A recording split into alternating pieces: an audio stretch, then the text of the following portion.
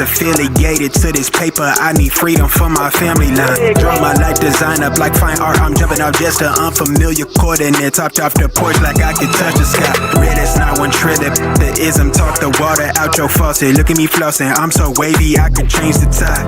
My intuition sense the hatred in your ways. You imitated forging lines, claim meaning means that's just to justify. Yeah, you're right. West side, born maritime. Creole baby, my bloodline. My lungs clouded, my thoughts crowded. Say all I see is these dollar signs. Finna make a play and that sound delay. On mamas, I testify. Run for it, run for it, run. I'm out here paper chasing, looking for the funds. Run for it, run for it, run. I'm out here paper chasing. How do you think that we fund this organization, huh? We're not exactly the March of Dimes. Looking for the funds, run for it, run for it, run. I'm out here paper chasing, looking for the funds. Game recognized game. I'm from the Bay, okay, I'm versatile and my slang was different. I'm lane switching with the same people that I came up in this thing with. My head swivel, I'm homebound, got a target back on my backside. The cat peeling with the cast iron, better run for it, run before I catch you. Niggas out ball it, block it, trying to stop my blessing. Gamble with your life, don't bet it, don't bet it. They can't stop my blessing, you do best not to test it. Yeah, you're right, real all in my blood supply. Get ball up top, finna make a play. I cast a lob like I'm Jalen, baby. No co-signer, no co-pilot. They pen pals, my flow designer. My brain signal out of range with it. My palm mission is a dollar sign. If I say it twice and I meant it right. My brain signal out of range with it. My palm mission is a dollar sign. You know co-signer, no co-pilot. They pen pals, my flow designer. My brain signal out of range with it. My palm mission is a dollar sign. Run for it, run for it, run. I'm out here paper chasing, looking for the funds. Run for it, run for it, run. I'm out here paper chasing, looking for the funds. Run for it, run for it, run. I'm out here paper chasing, looking for the funds. Run for it, run for it, run. I'm out here paper chasing, looking for the funds.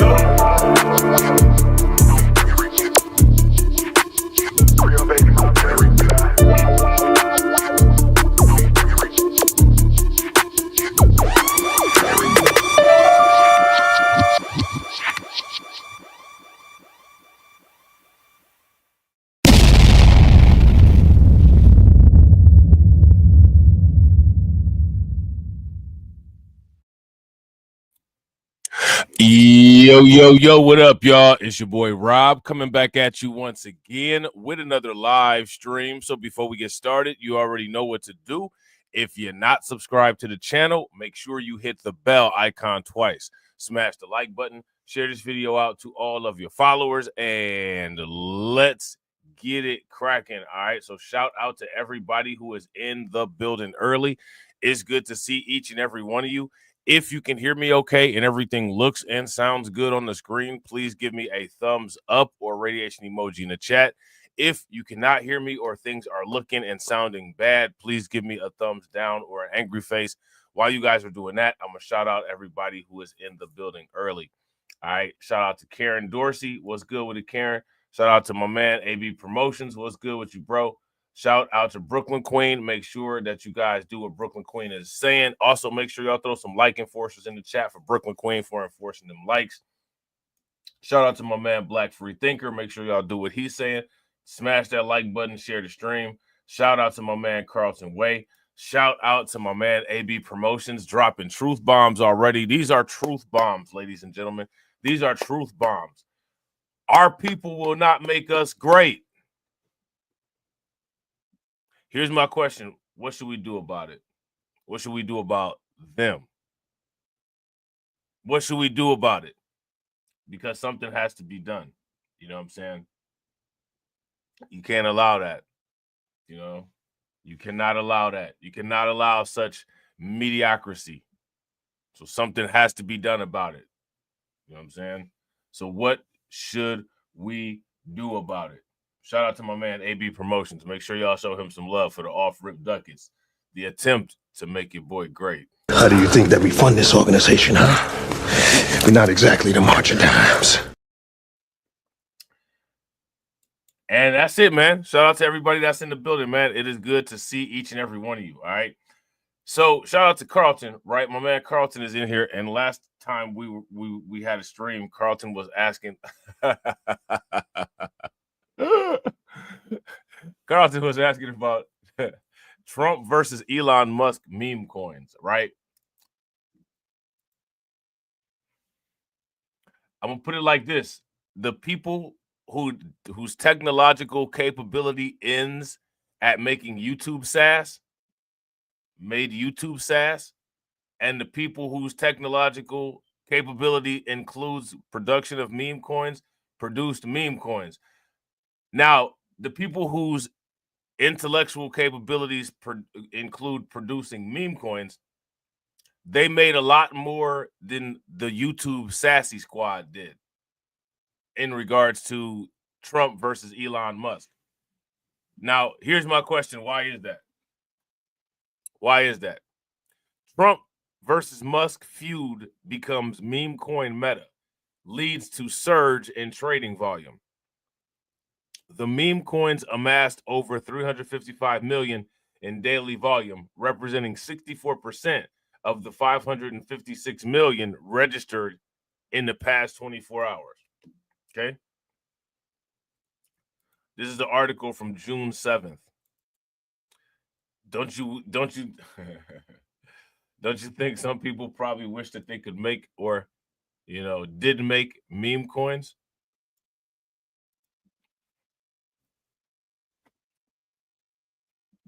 Having subdued abilities sucks, doesn't it?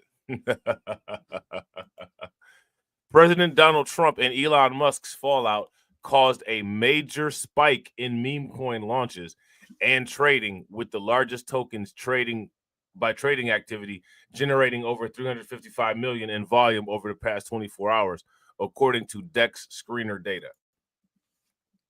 As Trump seized on the pair's high-profile social media clash using Solana's ecosystem, official Trump ranked first on DEX Screener's 24-hour trending list, amassing roughly 228 million in volume.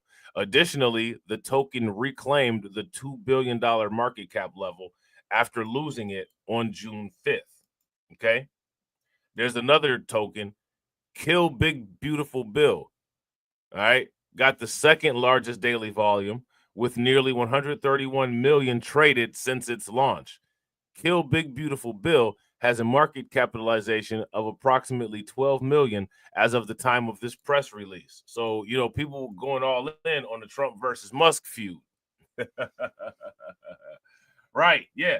Shout out to Black Free Thinker. Tangible product versus mere entertainment. Short term, right? Short-term, immediate gratification, no strategy or forethought, versus accidental generational wealth creation. Now, you'd be confused, you know what I'm saying, if somebody told you who they associate with swag, right? You'd be confused. It wouldn't make any sense. You know what I'm saying? Official Musk placed 5th, posting about $22 million in volume, while President versus Elon, PVE, held the 9th spot after clearing approximately 30 million in swaps on pump swap pairs initiated last month. Rounding out the top 10, New Political Party recorded just under 10 million in trades during its first day of listing. The meme coin is a direct nod to Musk's X poll proposing a U.S. third party. So then we'll have the new founding fathers and there'll be a purge, right? We'll have the new founding fathers and there'll be a purge. You know what was interesting about the new founding fathers on those purge movies? It was a black guy who was the leader, of the resistance movement. And the resistance movement were poor people who thought that they were supposed to be spared.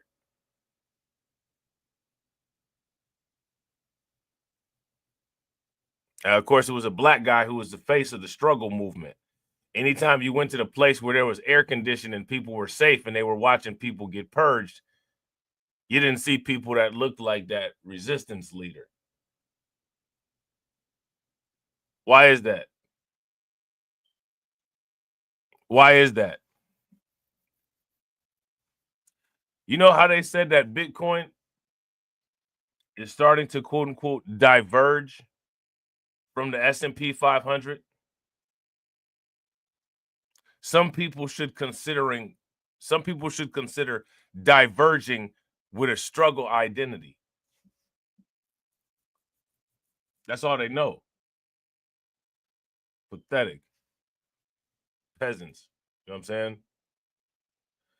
Combined, the 5 tokens accounted for 64% of the nearly 556 million in 24-hour volume registered by the top 10 tokens index screeners list. Fallout drives volatility. All right. The rally followed a late-night exchange that ended the Musk-Trump alliance built during the 2024 campaign. Now, let me ask you guys this question. How many people think that Trump and Elon Musk's alliance is over? If you guys think that Trump and Elon Musk's alliance is over, give me a thumbs up. If you guys don't, then give me a thumbs down. Let me know what you guys think. Trump wrote on Truth Social that he would terminate Elon's governmental subsidy contracts, and he called the entrepreneur crazy. Well, here's the question. Why does he have all those contracts? Let's talk about that. Let me ask you guys this question. How did Elon Musk get all of those government contracts? Here's another question. Why is Trump, who is the person that gave them to him, one of the people that gave them to him, because Joe Biden gave him a bunch too. Why is Trump complaining about it? Shout out to Carla. Good to see you, Carla. We ain't seen you in a minute. Trump wrote on Truth Social that he would terminate Elon Musk's government subsidies and contracts and called the entrepreneur crazy. Now, we're going to dive a little bit deeper into this. Shout out to my man, Carlton Way. We're going to dive a little bit deeper into this. Right? Shout out to the people who come into the stream and take a look at the stream and see that the stream is about cryptocurrency and would rather identify with eternal struggle and leave, right? Because the thumbnail is not telling the entire story of this live stream. You're going to miss out. Shout out to Lehman Lucas. You're going to miss out, as you should. You know what I'm saying? You're going to miss out as you should. We're going to talk about some things. Let me ask y'all this. How many people heard about the Elon Musk crash out? If you guys heard about Elon Musk crashing out, give me a thumbs up. If you didn't, give me a thumbs down. Musk fired back on X, insisting Trump's election owed much to his support and urging Congress to replace the president with Vice President J.D. Vance. Musk then alleged, without presenting evidence, that Trump appears sealed in Jeffrey Epstein's files, writing, the truth will come out, which is hilarious because Elon Musk is in there too. So, you know what I'm saying? Like, Elon Musk is in there. Yeah, shout out to Black Free Thinker. Black Free Thinker, you heard about Elon Musk's crash out, huh? Y'all didn't hear about Elon Musk's crash out? Stop getting your news from fake knockoff sources. Stop getting your news from knockoff Blacklight Revelations. You know what I'm saying? Stop drinking that Fago. You know what I'm saying? Y'all like Fago? How many of y'all like Fago? Stop drinking Fago. You know what I'm saying?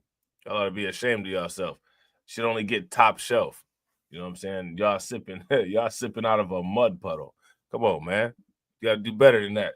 If you're gonna be rich, if you're gonna be an elite, it's top tier at all times. What did Michael Saylor say? We buying the tops. You know what I'm saying? You don't buy the bottom. Shout out to my man Win Lose a Rug. What's good with it, bro? You was laughing? You was laughing at the Elon Musk drama? Yo, that boy got a black eye. Somebody tuned him up. Trump replied that Musk's influence has worn thin, a remark confirming the public split and clouding near-term policy expectations for digital asset firms that had counted on their cooperation. But the Bitcoin price didn't move. With Musk and Trump yet to de-escalate publicly, traders continue to monitor X and Truth Social posts for cues that would extend or reverse the meme coin rally tied to their feud. I mean, meme coins is like if something that's trending, you just cash out on it. Like, you know what I'm saying? Like that, like meme coins, meme coins are a wild animal. You know what I'm saying? Yeah, Elon, shout out to Detroit 313. What's good with it, bro? Yeah, Elon catching fades in the Oval Office. He catching fades. He about to be on No Jumper complaining about Trump. You know what I'm saying? And I think Trump, Elon Musk is gonna say, I think Trump is anti-white.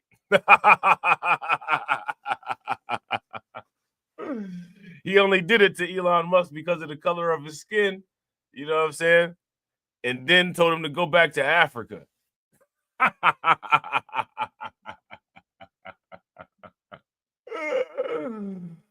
Oh, man. Report: drugged up Elon Musk tried to tackle Treasury Secretary in the White House. President Trump heard about it and said, Trump said, this is too much.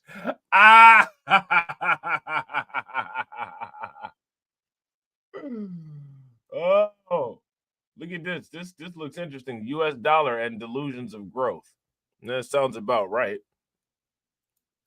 News reporting has shed light on President Donald Trump's decision to oust Elon Musk from the White House. It must have had security guards. Uncle Phil threw him out like he threw Jazz out. You know what I'm saying? Including an alleged physical altercation between the tech mogul and Treasury Secretary Scott Bessent. What?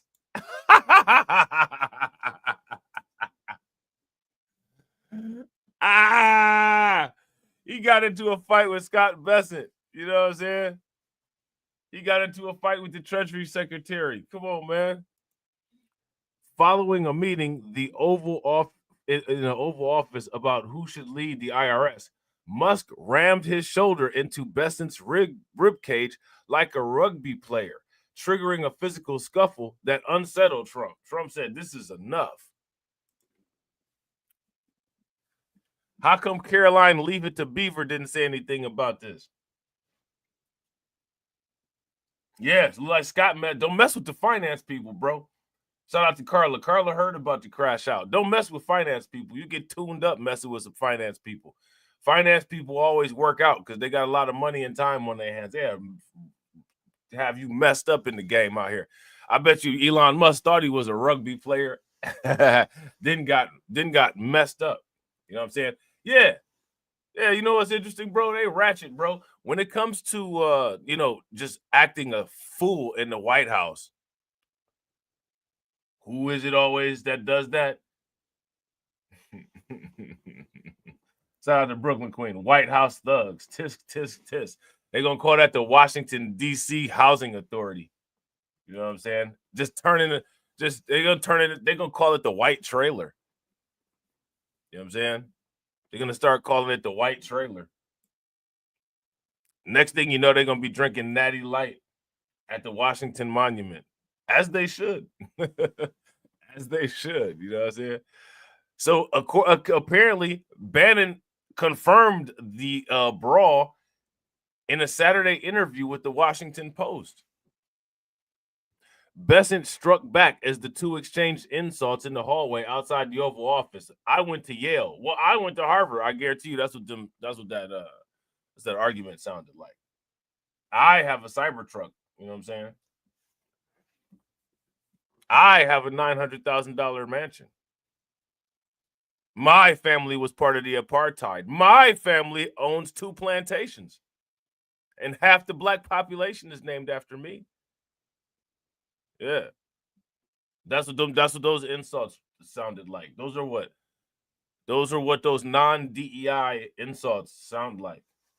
You know what I'm saying? Shout out to Black Free Thinker. Black Free Thinker said Milk City is getting wild as hell. I told you there's something wrong with milk and people who drink it. Who got thirsty and just decided to start drinking animal body fluids? It's not a flex, but we in the last live stream we broke down where those ancient flexes came from.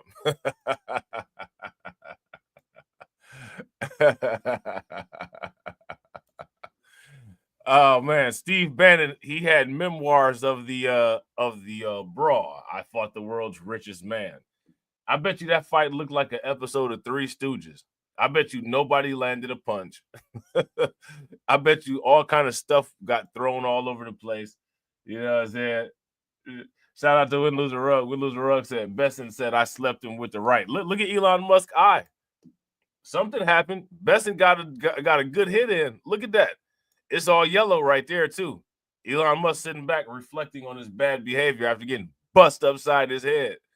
You know what I'm saying? Being the richest man didn't stop you from getting lumped up.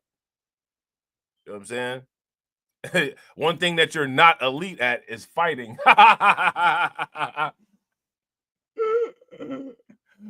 Yeah, shout out to Carlton Way. We're gonna make the low impulse control coin, and the ticker symbol is gonna be WHT. WHTP. You know what I'm saying? WHTP. Low impulse control coin.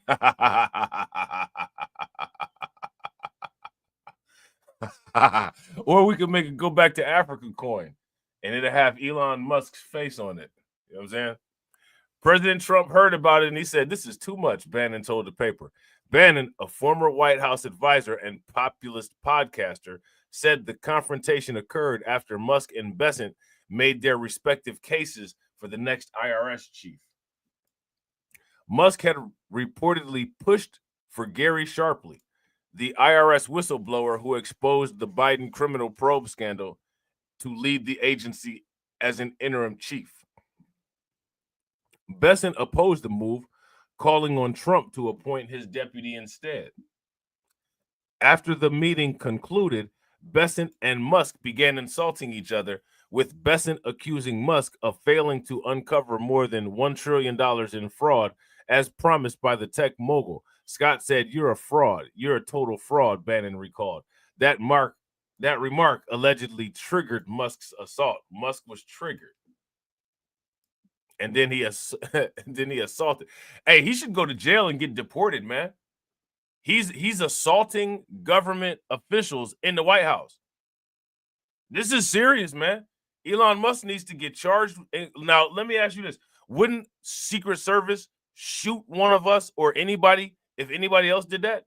Why does this foreigner, Elon Musk, get to attack the Treasury Secretary and stay alive? So a sniper should have took him out.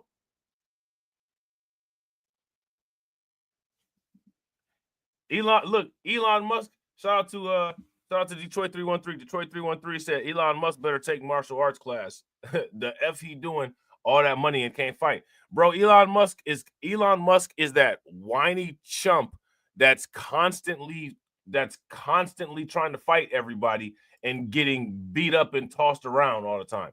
He said that he wanted to fight Nicolas Maduro.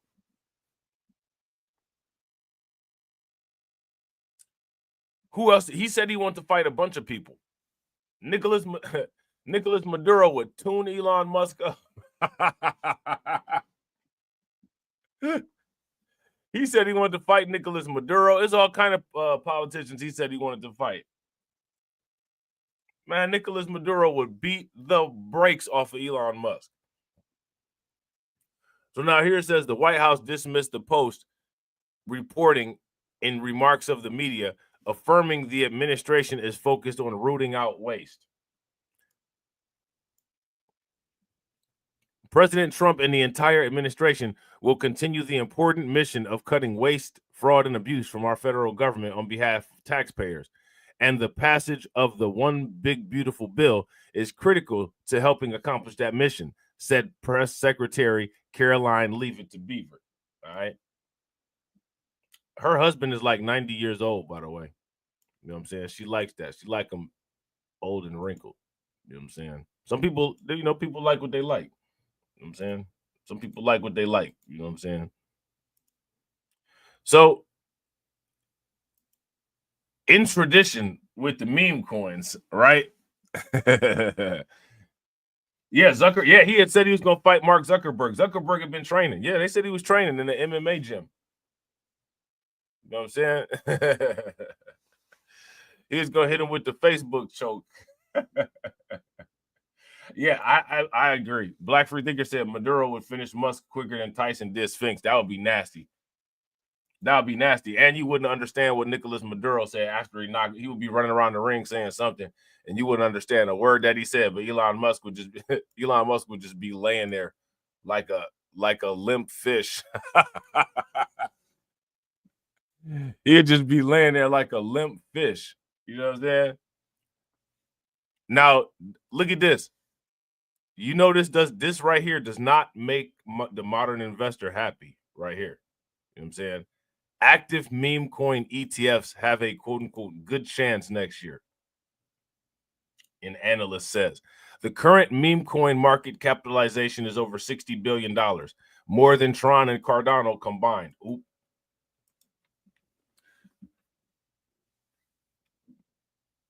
Shout out to Carla. Carla said Elon claimed the baby hit him in his eye. The baby lumped him up. Why'd you blame him? You know, Scott Besson tuned him up. You know what I'm saying? Scott Besson tuned that boy up. Scott Besson bust him right in his eye. And it's all yellow now. You know what I'm saying? All them broken red blood cells and bilirubin them leaked out into Elon Musk's skin. And there's nothing that all that money that he got can do about it. Nothing he can do about it. He gotta wear that. He gotta wear that black eye with pride. It's Pride Month, so you know what I'm saying. He could wear that. He could wear that rainbow under his eye with pride. Shout out to DJ Elmo. What's good with it? You know what I'm saying? That boy Elon Musk representing for Pride Month, ain't he? He got that rainbow under his eye. Like an oil spill. So now here it says it may not be long before Americans see the first active meme coin focused exchange traded funds, according to a Bloomberg ETF analyst. Now, let me ask you guys this question. What meme coins do you all think would make an ETF? Which meme coins will make the ETF? And shout out to everybody watching. I appreciate you guys. If you all haven't smashed that like button yet, please do me a favor. Take a moment, smash that like button. Also, if you guys haven't hit the bell, please take a moment, hit that bell. And also, please share the stream to your social media. There's a really good chance that an ETF that actively trades meme coins will exist at some point, said Bloomberg ETF analyst Eric Buchanan in an X post on June 7th. First, we'll get a slew of active crypto ETFs, he said, adding that an active meme coin only fund will likely emerge in 2026. Now, look, if a meme coin ETF emerges, shout out to John Guillory. What's good with it, bro? If a meme coin ETF emerges, what is that going to do to the price of the meme coins that the ETF tracks? Yeah, shout out to Black Free Thinker, Doge, Peppy, right? I would say Pudgy Penguins, Bonk, Shiba Inu, yeah. Yeah, for sure. Toshi, Brett, right? Those are meme coins that I could see. Trump, they probably make one for Trump for real, right? I know those are meme coins that I could see with ETFs. You know what I'm saying? Trump got a $2 billion market cap. Yeah, you know what I'm saying? It would be ridiculous for them not to make one of that. You know what I'm saying? So now here it says meme coin trading has exploded this year, especially among retail traders, propelling its total market capitalization to over 60 billion. So let me ask you this. If meme coin trading has a market capitalization of over 60 billion, where are meme coins going? Where are they going? Like, I want you guys to understand, there's people that say, don't even look at meme coins. Why would you not even look at meme coins? Yeah, I don't understand that.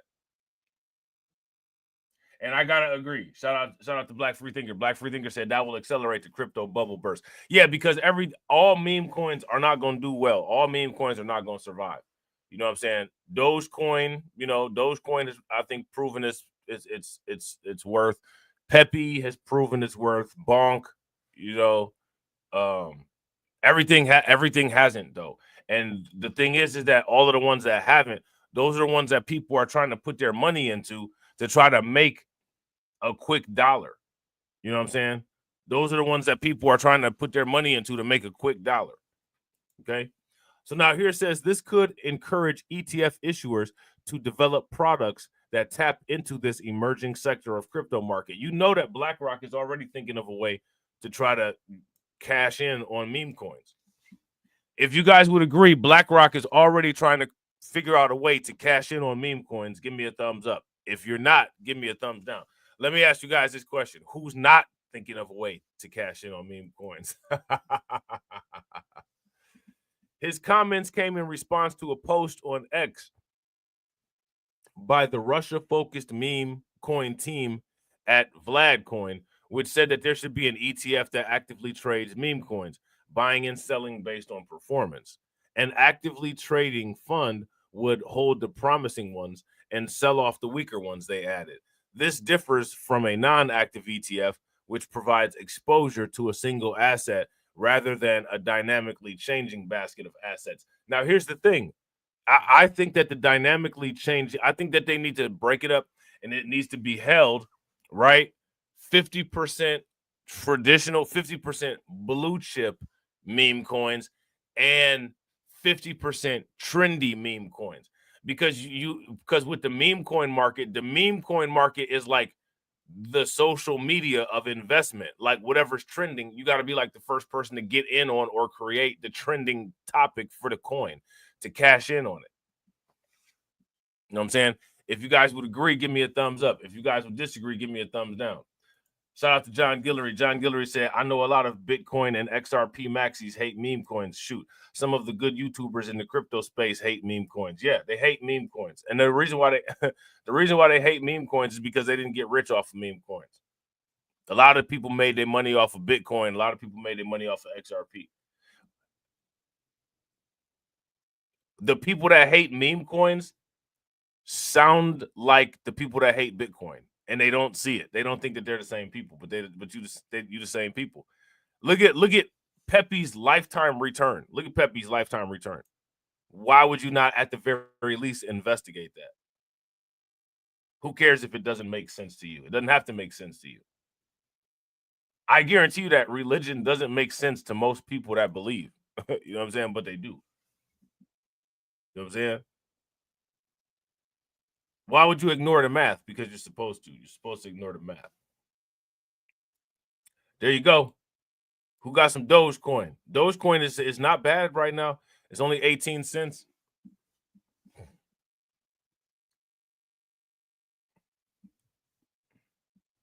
Let me ask you guys this question. Who's going to start buying up all the Dogecoin? Somebody going to start buying up all the Dogecoin. Who's going to buy it all up? Buchanan added that once tokens are not included in the 1933 Security Act, they can be included in an active ETF. He said the application for a Dogecoin ETF will tell us a lot. Several ETF issuers, including Grayscale, Bitwise, and 21 Shares, have filed for a spot Dogecoin ETF this year. How can that be ignored? Why are people upset about that? I want everybody to understand. People are upset about the notion of there being a possible Dogecoin ETF.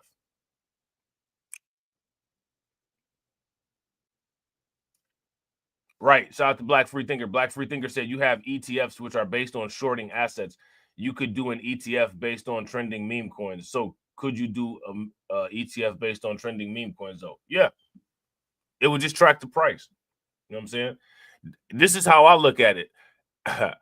I look at Bitcoin as an ETF that tracks inflation, global debt, and America's debt.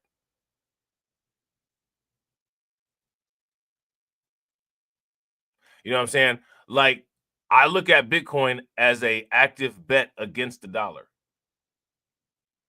I look at Bitcoin as an ETF that tracks the decline of the dollar inversely. That's how I look at Bitcoin. You know what I'm saying? That's how I look at Bitcoin. Bitcoin gets me exposure to the world collapse. Like, I want to invest in the world collapse. How do I do that? I invest in Bitcoin. Same thing with gold. Gold and Bitcoin are my ETFs that track the progress of the world collapse. If you guys would agree, give me a thumbs up. If you guys would disagree, give me a thumbs down. That's how I look at it. So now here it says Osprey Funds and Rex Shares submitted filings to the Securities and Exchange Commission for Dogecoin. I told you, official Trump and Bonk ETFs in January. Who said Bonk in the chat? Was it John? Shout out to John. I think it was John that said Bonk. Yeah, John said Bonk. Shout out to John. Hey, listen, look, I need a Dogelon Mars ETF. I need a Dogelon Mars ETF. You know what I'm saying? It's once I get a Dogelon Mars ETF and they start throwing that liquidity in Dogelon Mars, bro, I'm out of here. I'm good. Peppy too. Man, I got so much Peppy, bro. I was buying Peppy when they didn't even have it on Coinbase. You know what I'm saying?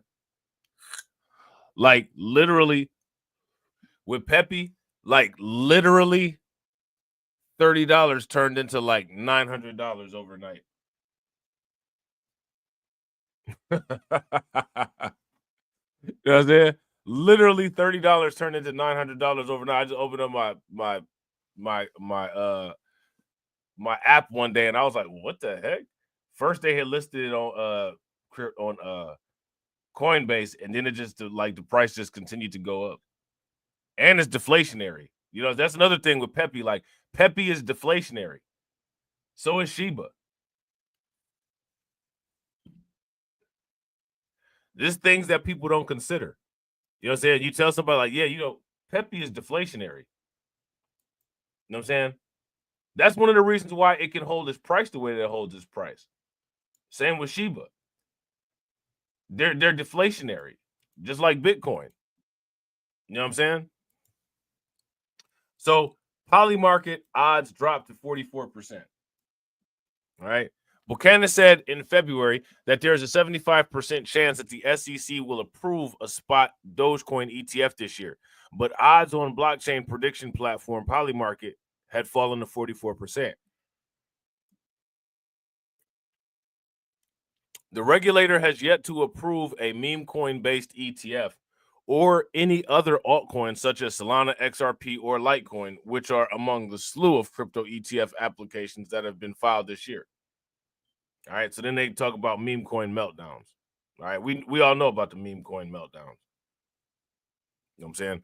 The meme coin bubble peaked in January and has deflated since, with most higher capitalization tokens tumbling by more than 70% from their peak prices. The official Trump coin failed to maintain momentum after the president's son, Eric, said the family DeFi project, World Liberty Financial, planned to acquire a significant amount of the token on June 6th.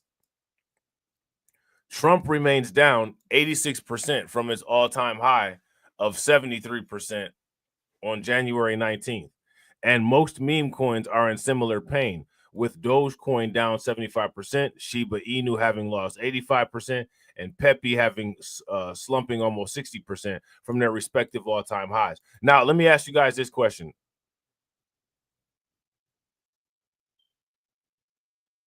What should you be doing? Because Dogecoin, Pepe, and Shiba, those are not bad meme coins, are they?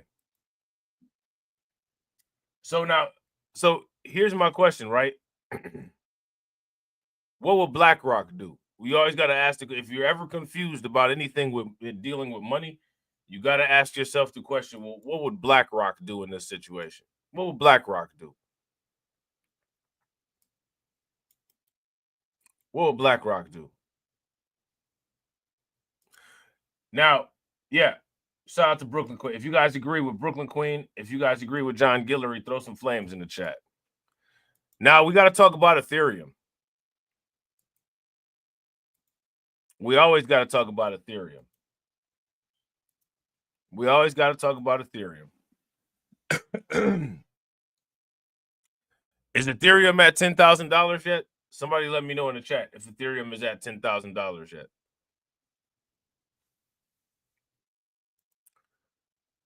Spot Ethereum ETFs post 14-day inflow run, lifting year-to-date haul above 3 billion. Where the money at? Why is Ethereum still at $2,500? In addition to the significant inflows, recent data shows that institutional interest surpassed $1 billion in the first quarter.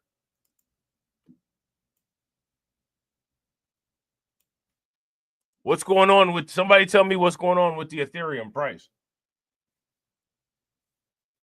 Shout out to John Guillory. John Guillory said, oh yeah, I heard some good news about Ethereum, but not much movement. Yeah, that's always the story, isn't it? That's always the story. Oh, Ethereum's doing great. Ethereum's doing this. And then the price goes down. Like, it's the same thing with Ripple. Now, it's the same thing with Ripple, right? But you're supposed to continue buying Ripple. You're supposed to continue buying Ethereum. Forget meme coins. Like, what? Spot Ethereum exchange traded funds notched a 14-session streak of net inflows as of June 5th, fueled by investment advisors and hedge fund managers. All right, so they're getting that institutional inflow. According to Bloomberg data shared by ETF Store CEO Nate Gerasi, Ethereum ETFs since May 20th added roughly 812 million. This movement resulted in total net inflows of over $3 billion for the first time, according to Farside Investors data on May 30th. Again, the price hasn't moved. Now, again, we got to ask the question, why hasn't the price moved? Why hasn't the price moved, ladies and gentlemen?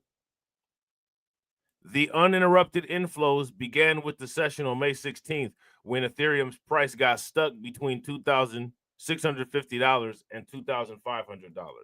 Meanwhile, May 27th marked the inflow record during the pool period, with 110.5 million added to spot Ethereum's ETFs.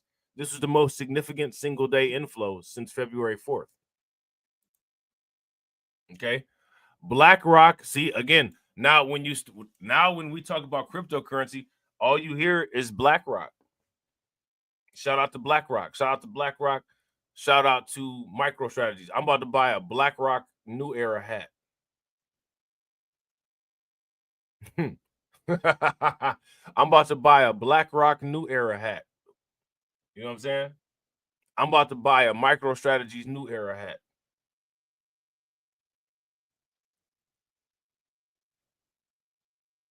You know what I'm saying? Now let's think about this, right? Because we got to talk about we got to talk about BlackRock, and we got to talk about MicroStrategies. Was there a time when people could buy as much Bitcoin as BlackRock and MicroStrategies are buying? That's my question for everybody.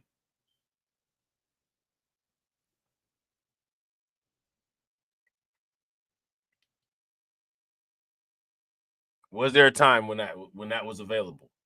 Now, and during that time, was MicroStrategies and BlackRock buying the Bitcoin? When Bitcoin was the price of Solana, which was like in 2013, was MicroStrategies and BlackRock buying it all up? No.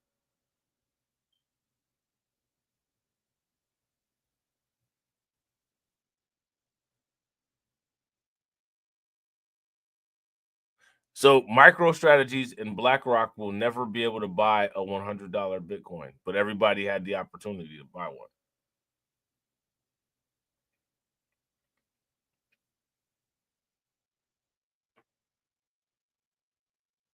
What y'all think about that?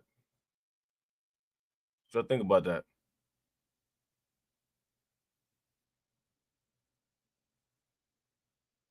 The difference between what's going on right now versus what went on in 2013 is that the people that Bitcoin is priced for now are actually taking advantage of the price.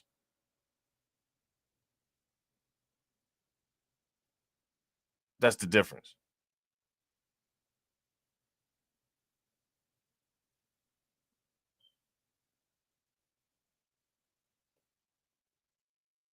True or false? BlackRock's iShares Ethereum Trust remains the flow leader with nearly 576 million in inflows, taking 71% of the 2-week total.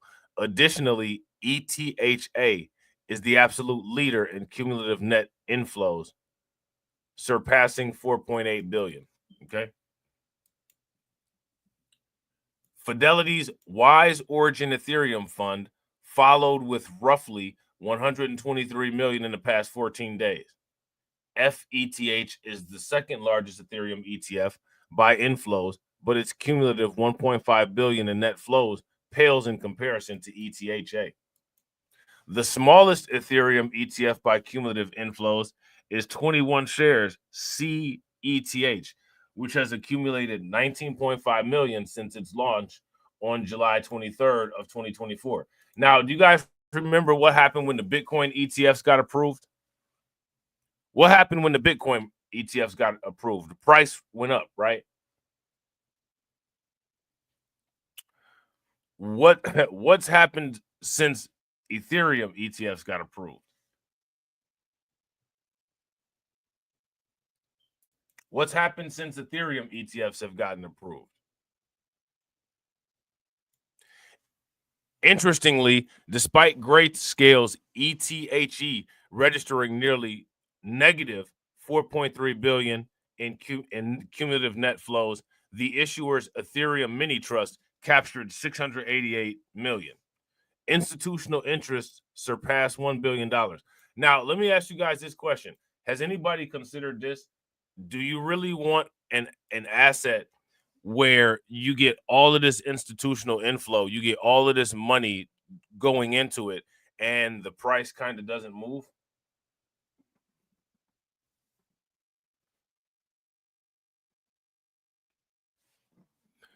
Do you really want that? If you really want that, give me a thumbs up. If you guys don't, then give me a thumbs down. And again, we're asking the BlackRock and we're asking the MicroStrategies question, right? Why did people not take advantage of buying Bitcoin when Bitcoin was affordable to them? Why are these same people complaining about Bitcoin being bought up by companies like BlackRock and MicroStrategies? Because they're doing what people didn't do when the price was affordable for them. Why? Furthermore, Bloomberg ETF analyst James Seifert shared data on June 4th, highlighting that investment advisors account for the largest share of declared spot Ethereum ETF exposure. These entities collectively hold approximately $582.4 million worth of shares based on 13F filings for the first quarter. Hedge fund managers follow with roughly $244.7 million invested, while brokerages declared $159.3 million in exposure. Meanwhile, private equity firms reported a combined exposure of $39.8 million, while holding companies and trusts reported $17.2 million and $11.4 million respectively. Pension funds, banks, family offices, and trusts combined with smaller allocations of $7 million, $5.7 million, $1.16 million respectively across all categories. Reported positions surpass $1 billion. So that's what's going on with Ethereum. And the price is not moving.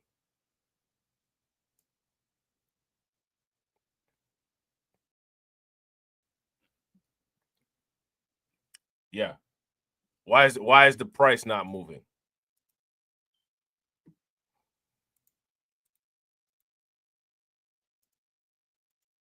Now we're gonna take a look at what's going on with Ethereum's price. Okay. We're gonna take a look here. Ethereum holds steady above 2,500 as ETF demand signals institutional confidence. So again, when Bitcoin got their ETF news, what happened with the price? What happened with the Bitcoin price when Bitcoin got the ETF announcements? We're not seeing that happen with Ethereum for some reason, and I keep asking why. Why? I'm saying Ethereum bounces from $2,460 as buying momentum returns, helped by strong ETF inflows and renewed interest from institutional investors. And again, the price is not moving. Now, here's the thing. The price is not moving, right? But if BlackRock, Grayscale, ARK Invest, Fidelity, all of these other companies, if they keep buying, what kind of signal does that give? What kind of signal does that give? Ethereum bounced 3% off of 2,460 support, peaking near 2,532 before consolidating above 2,500, according to CoinDesk Research technical analysis model. Trading volume surged during the recovery, confirming buyer momentum at key support. All right. BlackRock's ETHA ETF saw 492 million in inflows last week, indicating strong institutional demand. And the price managed to stay exactly where it's at. Ethereum has rebounded firmly from key support near 2,460, recovering losses and stabilizing above the 2,500 threshold amid broader market volatility. The rally follows a higher low formation backed by above average volume, signaling growing market confidence. I think the only people that might be losing confidence in Ethereum are people who have had it for a long time and have dealt with the flat price. When you at one point have the same amount of Ethereum in dollars as you have in Bitcoin, and then like Bitcoin like quadruples the amount of Ethereum that you have, you kind of start looking at things kind of funny, and like you kind of start getting irritated. Shout out to Karen. Karen says the price will go up. Yeah, hopefully, right? Hopefully. It's just a matter of when. Like when we gonna get that price spike? You know what I'm saying? Institutional participation appears to be reinforcing the trend with, there you go again, BlackRock's ETHA ETF reporting 492 million in net inflows last week. Total holdings now exceed 4.84 billion, reinforcing long-term bullish sentiment, even as price action remains sensitive to geopolitical developments. All right. Now, let me ask you guys this question. Would you say that Bitcoin is still sensitive and volatile to geopolitical volatility, to geopolitical issues? If you would say that it is, give me a thumbs up. If you would say that it's not, then give me a thumbs down. Traders are watching to see if Ethereum can challenge resistance in the 2,520, 2,530 range. Let's not forget that this year Ethereum had the nerve. Ethereum had the nerve to break under $2,000. How many people remember that? If you guys remember, give me a thumbs up. If you guys don't remember, give me a thumbs down. Yeah. Ethereum had the nerve to go under $2,000 this year. You know what I'm saying? Ethereum traded within the $72 range over 24 hours from a low of 4,000. I'm sorry. Yeah, right. 2,460.35 to a high of 2,532.41. A key support zone formed at 2,460 to 2,470, where Ethereum bounced on strong volume during midnight hours. No volume is strong enough to move Ethereum's price up. Final hour surge reached 2,515, backed by 5,919 Ethereum in volume. Higher low structure established with interim support at 2,485 and resistance at 2,503.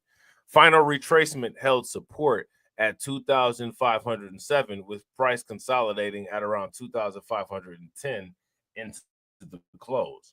Okay. So, yeah, man. Look, Bitcoin's price is at $108,000. Is anybody surprised XRP is still XRP is at $2.30? Ooh, you know what I'm saying? If you want some stable coins, XRP and Ethereum are the coins for you. If you want stable coins, man, XRP and Ethereum are the ones for you. Shout out to John Guillory, man. Make sure y'all show John Guillory some love. Throw some flames, some radiation emojis, some ducks in the chat for John Guillory. Okay. There's an article from Penn Live. All right. And we're going to look at this article.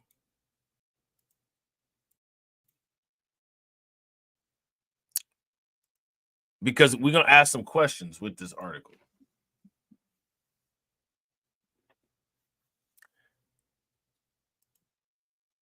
If you make less than $80,000, you can't afford to live comfortably in any U.S. state.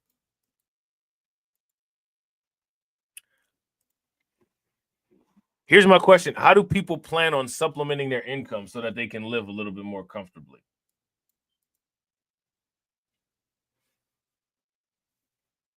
If you make less than 80,000, this is along the line of the layoffs, right? This is along the line of the layoffs. Now, before we get into that article, we're going to get into this article.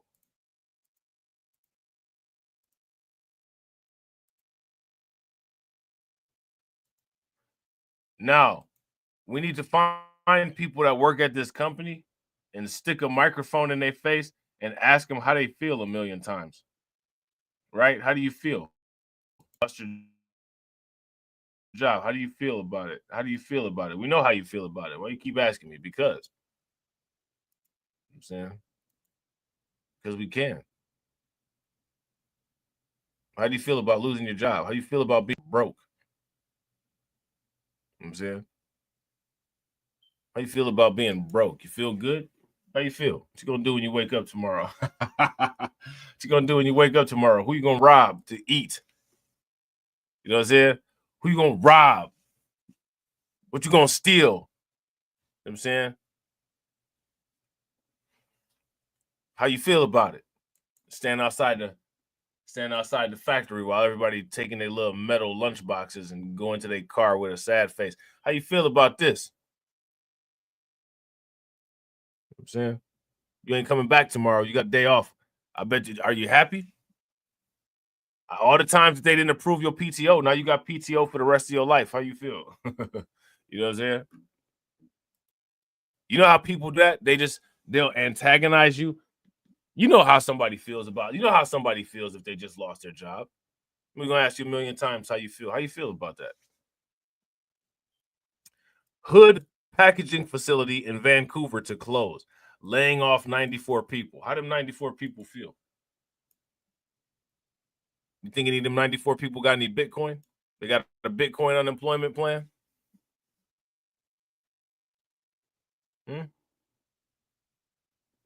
You think they got a Bitcoin unemployment plan? I don't know. Paper packaging plant owned by Bemis Company opened in 1947. Okay.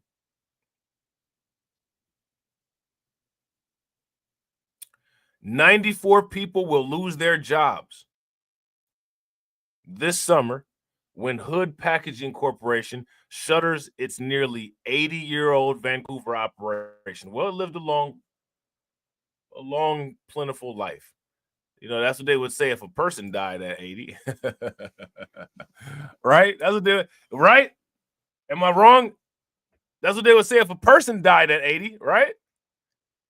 You know, it lived a long, healthy life. You know what I'm saying? The Mississippi-based company filed a closure notification Tuesday with the Washington State Employment Security Department. Layoffs will begin August 1st.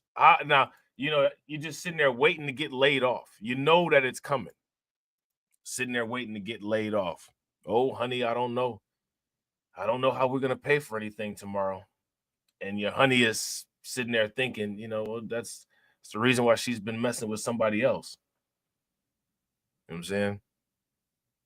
Because as soon as the job ends you, she's going to end the marriage and ride off into the sunset with your kids. You know what I'm saying? And probably homelessness and cheap liquor for you. You know what I'm saying? A representative from Hood Packaging Corporation didn't respond to inquiries about why the facility is closing or what separation services are being offered to employees. The facility closing, that is the separation service. Hood Packaging bought the facility at 1401 West 4th Plain Boulevard from Mississippi company Bemis Company Incorporated in 2014. Bemis opened the plant, which primarily manufactured multi-wallpaper, pet food bags, in 1947. The company employed 150 people in Vancouver when Hood Packaging took over, all of whom were hired to continue working there. Okay. Hood Packaging maintains 12 additional paper packaging facilities across the United States and Canada, according to its website. Now, do you think that it's going to relocate any of those people to any of those facilities that's still open? Shout out to my man Spencer Vaughn. Welcome back. What's good with it, bro? Shout out to my man Hurricane IQ. Good to see y'all, fellas, man. Welcome. You know what I'm saying? Welcome. Shout out to everybody watching. If y'all haven't hit the bell, please do me a favor. Take a moment, hit that bell, and also please share the stream to your social media. Now, here goes my thing, right? That directly coincides with the article that John provided us. If you make less than $80,000 a year, you can't afford to live comfortably in any U.S. state. Now, I need to know, shout out to everybody in the comment section. How do you plan to supplement your income? There was a video by a Bitcoin content creator. This guy, I believe, is a Bitcoin maximist. He's a really good Bitcoin content creator, though. Really good. Really, really good, in my opinion. Really, really good. Really good. You should watch every single one of this guy's videos. You should watch every one of his videos the way I say you should watch every one of Modern Investor's videos. I think I don't want to pronounce his name incorrectly, but I think it's like Rajat Soni. He's a certified financial analyst, I believe, a Canadian fellow. He makes very good Bitcoin videos, in my opinion. You know what I'm saying? He made a video that talked about how 1/10 of a Bitcoin can buy you 50 years of salary in the future. Why am I just saying that about 50 years of salary in the future? Because how you gonna live if you make less than $80,000? You need to find something that's helping you make at the very least $80,000.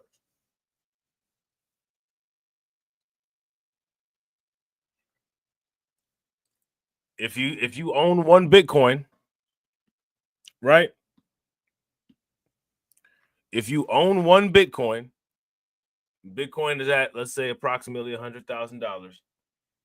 Bitcoin has a 40% APY annualized, right? At the very least, if you own one Bitcoin, on average, for now, that'd be $40,000. However, that shouldn't be your salary.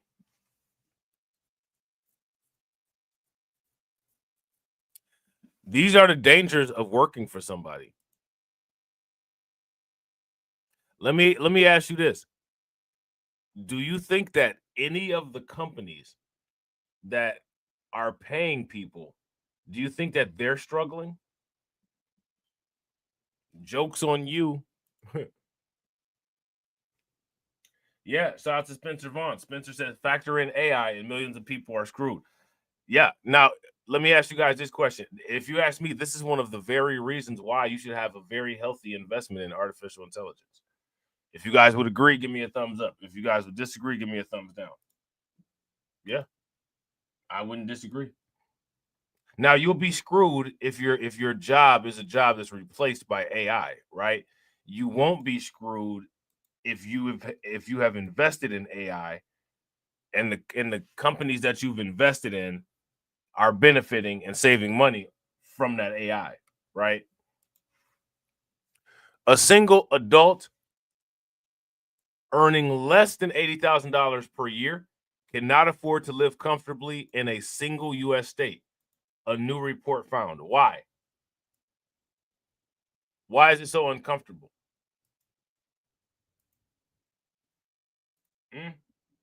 Oh, this uncomfortable. I don't like this. The report released by Smart Asset on June 4th also revealed that families of 4 must earn more than $200,000 to live comfortably in nearly every state. Why is this?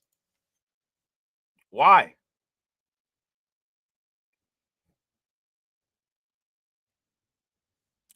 Why?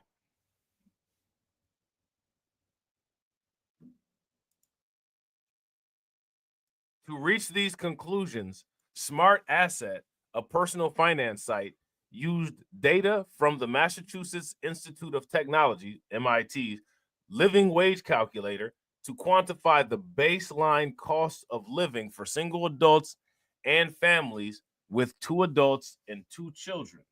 And that people don't need to be this is what it is. Factoring into these costs are housing, transportation, taxes, and other items. What counts as other items? Using these baseline costs, the site then applied the 50-30-20 budgeting rule, under which 50% of income goes towards necessities, 30% goes towards discretionary spending, and 30% goes towards savings, debt, or investment. Okay. In 18 other states, adults earning between 80 and 90,000 would be able to afford a reasonable, sustainable lifestyle. Among them were Arkansas, Kentucky, Ohio, Indiana, Michigan, and New Mexico. Basically Kentucky, Indiana, Ohio, and Michigan, for the most part, this basically may as well be one state. right? And then outside of this area is Arkansas, and then even further outside of the area is New Mexico. I tell everybody about that cost of living in Ohio. You know what I'm saying? I tell people about the cost of living in Ohio. In Ohio, you can live comfortably making under $80,000. Now, you guys remember that article that we read yesterday about all those jobs they plan on getting rid of at UPS? People gonna get their khaki work uniforms retired. You know what I'm saying? They said that the drivers were getting paid $96,000. Do you think that any of those people had enough common sense to realize I'm being overpaid and this gravy train is going to end at some point? Shout out to Vincent Harper. What's good with it, bro? Do you think any of them had the common sense to think that?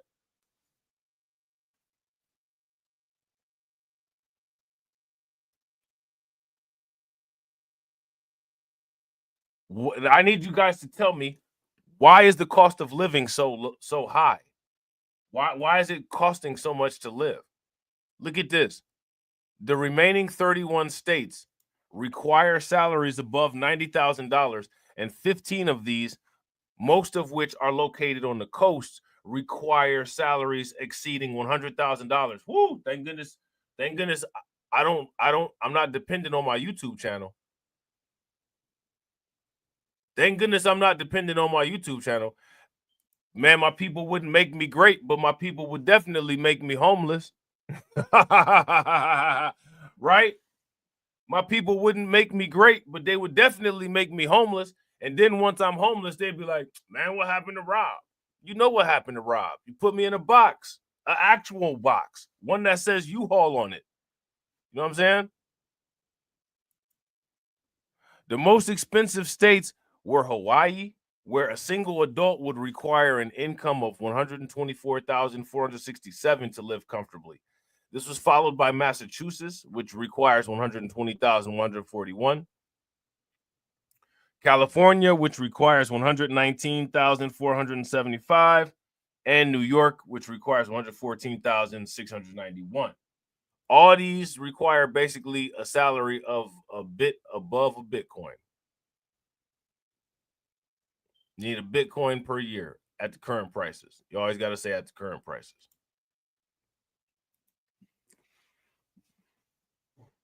Now, yeah, shout out to DJ Elmo. DJ Elmo says, cost of living is so high, wages haven't kept up with inflation raises for many years. Yeah. Now, here's my question. What has outpaced inflation?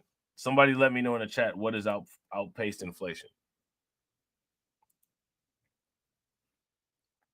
Overall, the report also found that an individual in any state needs to earn roughly $5,844 more this year than last year in order to have a comfortable budget. Difficulty adjustment.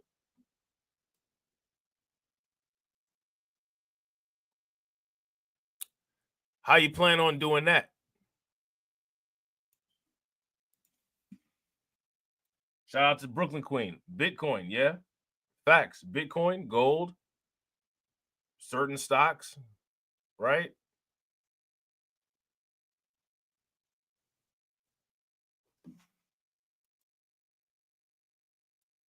People sitting there talking about prices. For a family of 4 with 2 working adults, the most affordable state to live in is Mississippi, the report found. Here, an income of $186,618 is required to live comfortably. Do you guys remember when I said that being a millionaire is going to be the new middle class?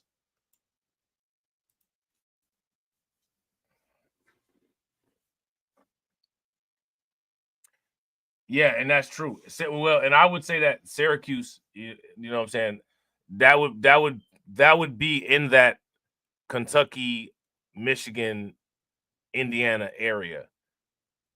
You know what I'm saying? Even though it's in New York, like upstate New York is more Midwesternish. like upstate New York, Western PA, like I don't like, even though the state is on the East Coast, like that's the Midwest. You know what I'm saying?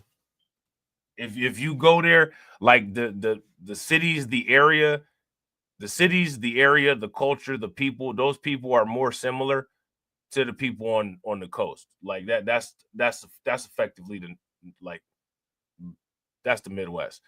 You know what I'm saying? Like that area is like what Massachusetts is to New York City. You know what I'm saying? And Central PA, yeah. Like Allentown. Like Allentown. You know what I'm saying? So yeah, this figure fell below $200,000 in just 6 other states: Kentucky, Arkansas, Alabama, West Virginia, South Dakota, and Louisiana, which again, Kentucky, West Virginia, you know what I'm saying, real close areas. You know what I'm saying? Meanwhile, the most expensive state for a family of 4 was Massachusetts, where an income of $313,747 was required to live comfortably. This was followed by Hawaii, which requires $294,362, Connecticut, which requires $290,368, and California, which requires $287,456. What are people doing to make those amounts of money in those areas? What are people doing?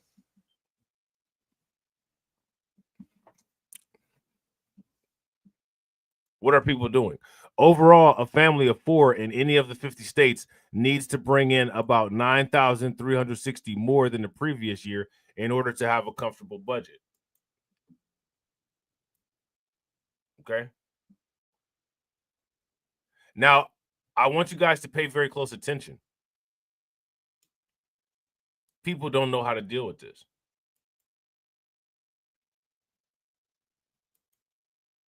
They don't know how to deal with it.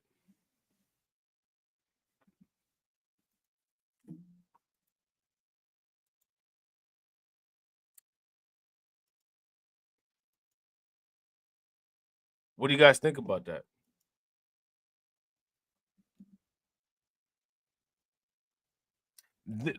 This is the reason why everyone's in debt. This is why there's a debt business. This is why there's a debt economy.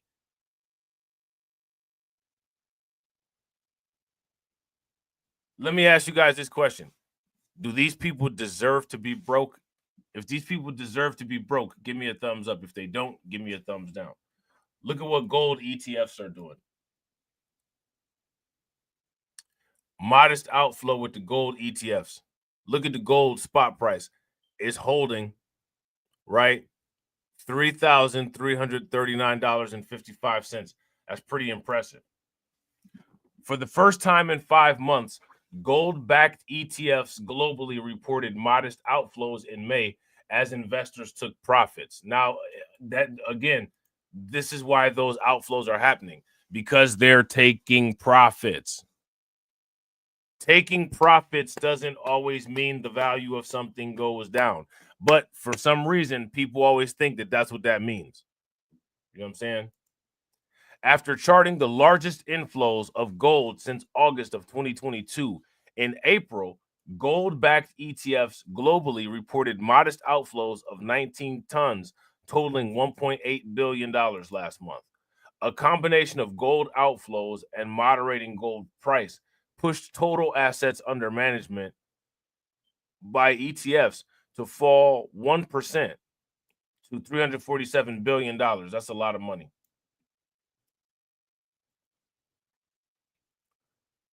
Let me ask you guys this question. How many people were able to capitalize on this gold influx?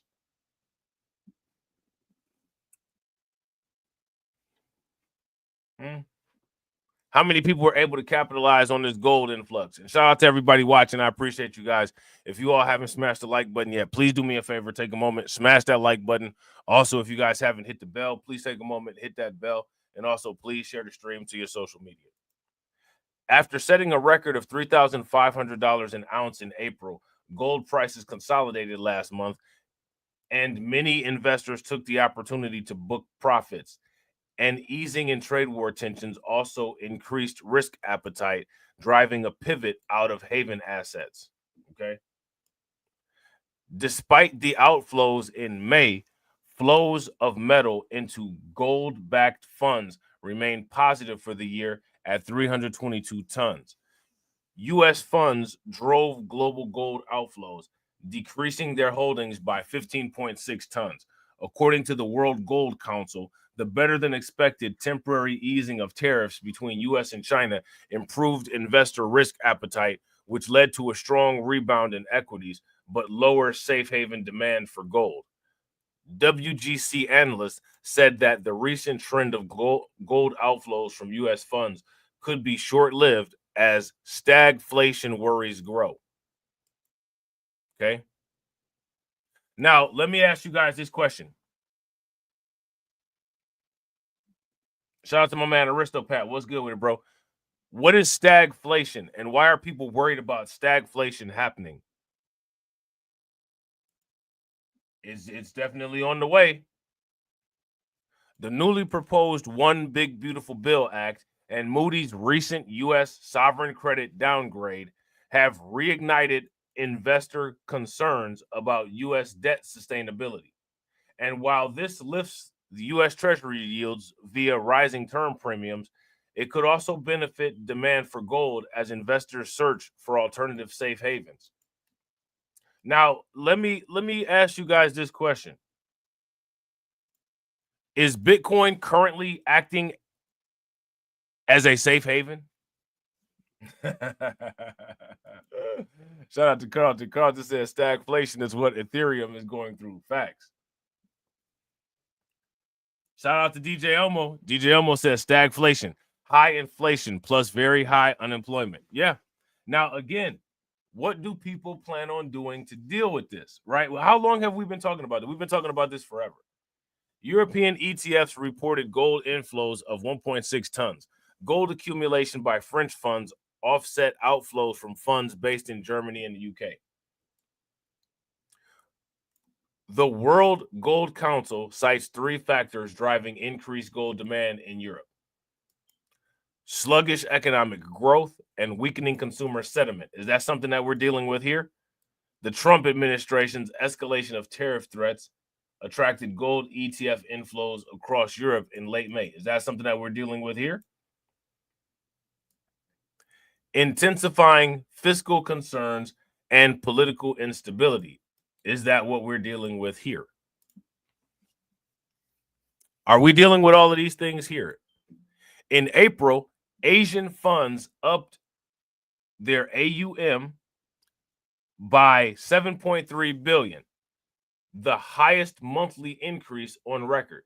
Last month, they gave some of that back with gold outflows totaling 489 million. In other regions, cooling trade tensions diminished safe haven demand and investors took profits. In tonnage terms, Asian funds reported an outflow of negative 4.8 tons. Look, China led outflows, but Japanese funds reported modest inflows as their bond market went into meltdown mode. Now, what happened to the Japanese market? What happened to the Japanese bond market that caused meltdown mode?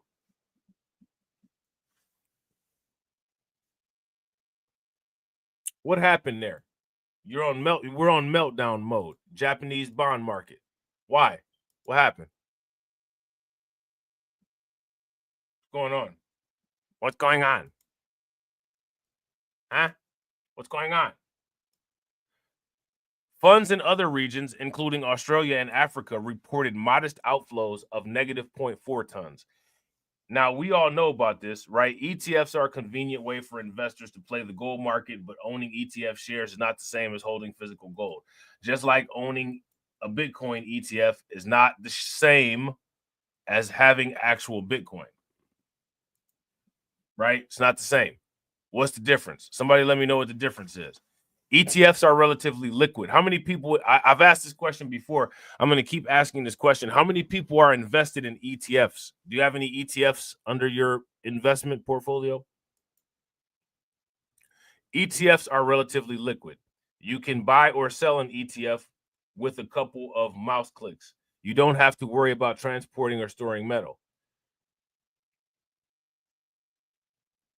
In a nutshell, it allows investors to play the gold market without buying full ounces of metal at the spot price. Now, let me ask you guys this question.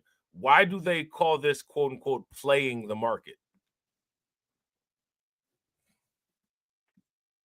Why do they call it playing the market? Are you playing the market? Are you playing? Who's playing around out here? You playing around out here? I ain't playing around out here. But who's playing around out here? Since you are just buying a number in a computer, you can easily trade your ETF shares for another stock or cash whenever you want, even multiple times on the same day. Many speculative investors take advantage of this liquidity. But while a gold ETF is a convenient way to play the price of gold on the market, you don't actually possess any gold. You have paper. All right. So again, this same principle, this would apply to Bitcoin ETFs. Right? Shout out to Cathie. Facts. ETF functions like stocks do. Shout out to AB Promotions. AB Promotions said because it's a game.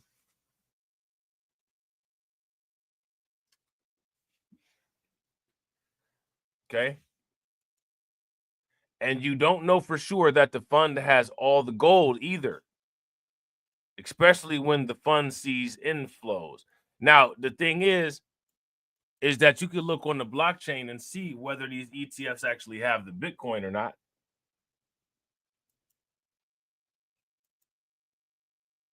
Bitcoin is the only scam, right? Bitcoin is the only scam that has built-in transparency programmed into it. How thoughtful, right? How thoughtful. So that's interesting, right?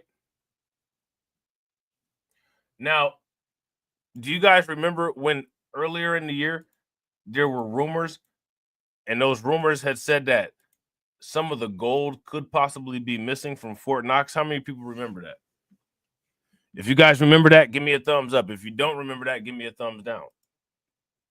Members of Congress introduced comprehensive U.S. gold audit legislation. Why is there not already gold audit legislation? Yeah, I got to agree. If you guys agree with Carlton, give me a thumbs up. If y'all disagree, give me a thumbs down. Carlton says people want to get rid of the transparency, though. Facts. Why do they want to get... Why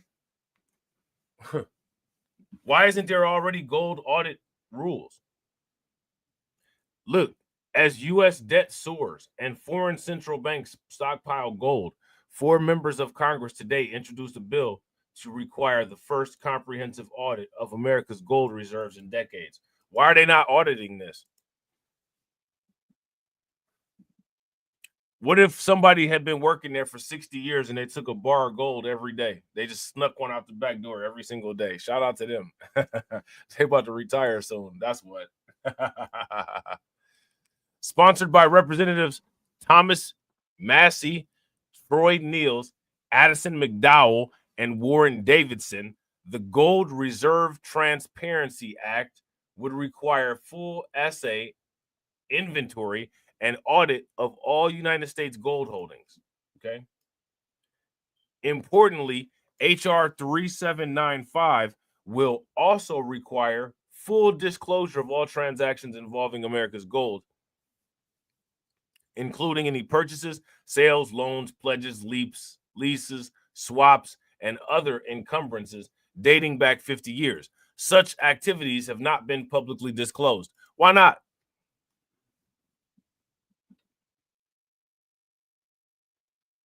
Why haven't those activities been disclosed?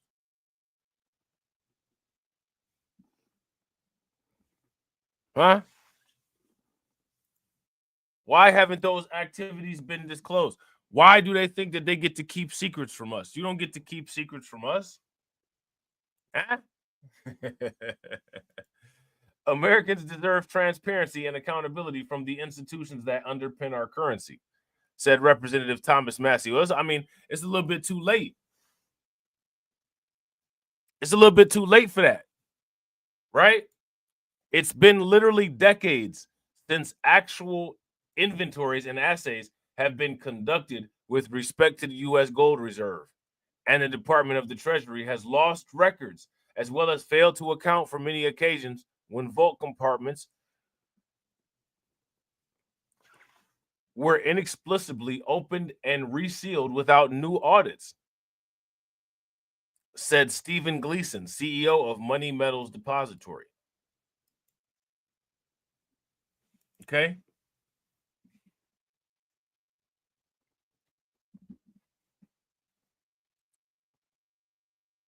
Now, let me ask you guys this question. Does this kind of asset management sound risky? If this kind of asset management sounds risky, give me a thumbs up. If this kind of asset management does not sound risky and you feel perfectly comfortable moving like this, then give me a thumbs down. You feel comfortable moving like this? Who feels comfortable moving like this? It's not risky, right? The lack of paper audits of America's gold is highly alarming and totally unacceptable. Such shoddy procedures would never pass muster in the private sector, continued Gleason, whose company operates a maximum security gold and silver vault in Idaho that is twice the size of the U.S. bullion depository at Fort Knox. Even if a credible audit had been conducted several decades ago, auditing is never a one-and-done affair. I just don't understand how they just haven't audited. We're just gonna let this gold sit here. We're just not gonna audit it. It is what it is. Somebody left the door open. We're not about to see if all the gold's still in there. Like, who does that? Who does that? The gold audit bill comes in an environment where some nations are growing concerned about their gold stored in the United States, or who prefer to hold their gold domestically. For example, leaders in Germany are calling for the repatriation of their gold held in the custody of the Federal Reserve Bank of New York. I didn't know that all these countries were asking for their gold back. We're going to have to find information about this and talk about it. Right. Shout out to Cameron. Cameron said the audit is going to be like when Geraldo looked for Al Capone's vault. Right. Yeah, so we're going to definitely, if you guys see information about this, y'all already know what to do. If you're not part of the Discord, hit that link, join the Discord. All right. Also, shout out to everybody watching. I appreciate you guys. If you all haven't smashed the like button yet, please do me that favor. Hit that like button. All right. Also, please share the stream to your social media. They really aren't talking about this particular kind of stuff on the news.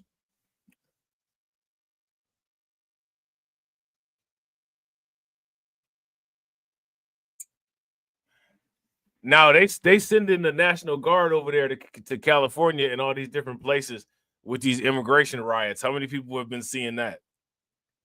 They're gonna really need the National Guard when they find out that the United States don't have these people's money when when Mr. Bill Collector come knocking. Right. So I hope they got their key phrase.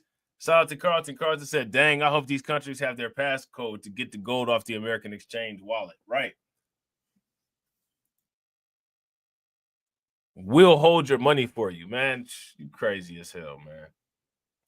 Shout out to AB Promotions. AB Promotions said, didn't France back in the day pull up to New York City with the ship to pick up their gold?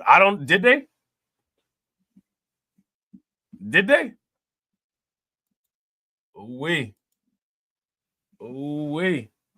An inquiry into America's sound money stockpile is more relevant than ever, given an inflationary environment where $37 trillion in U.S. federal debt looms large, and given that many central banks have been accumulating gold at record rates over the last few years. Why are these listen, all of these places, all of these central banks, all of these people, all the Bitcoiners, everybody is betting on the downfall of the United States dollar and ultimately the downfall of the United States. The United States is betting on the downfall of the United States. That's why they're investing in Bitcoin. If you would agree, give me a thumbs up. If you guys would disagree, give me a thumbs down. Shout out to AB Promotions. AB Promotions said, yes, that actually happened. Wow, I didn't know about that.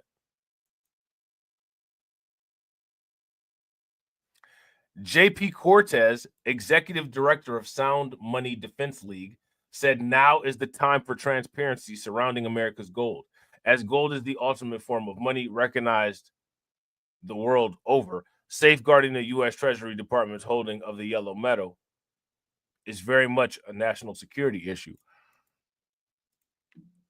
If it's such a national security issue, why has there not been, why haven't they taken the safety and security of it seriously? If it's such a national security issue, we're just gonna let it sit there and whatever happens. What? You know what I'm saying? Like, how does that work? Only a thorough audit, not a public relations stunt, such as the live walkthrough as Elon Musk. I'm surprised he didn't attack anybody while he was in there, and others proposed will suffice, he concluded. This situation requires far more than a fun one-day field trip by politicians to Fort Knox, West Point, and other U.S. Treasury vaults. To fulfill their obligations under the Gold Reserve Transparency Act, the Government Accountability Office and external independent auditors would gain access to any depository or other public or private depositories where gold reserves are kept, as well as related records.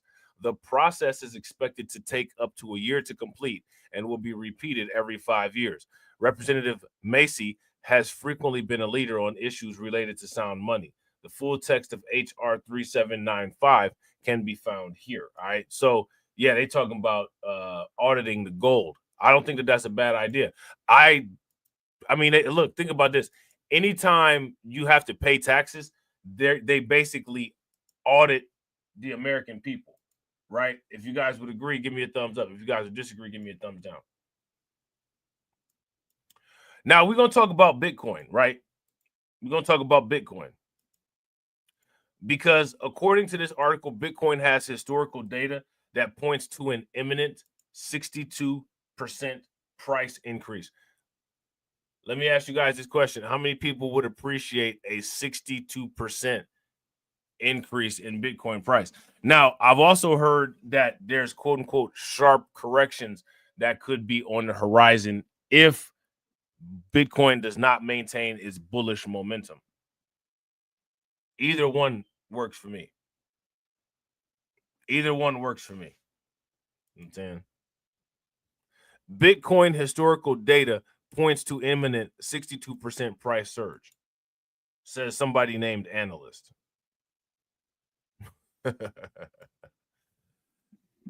Somebody named analyst said this. You know what I'm saying? Yeah.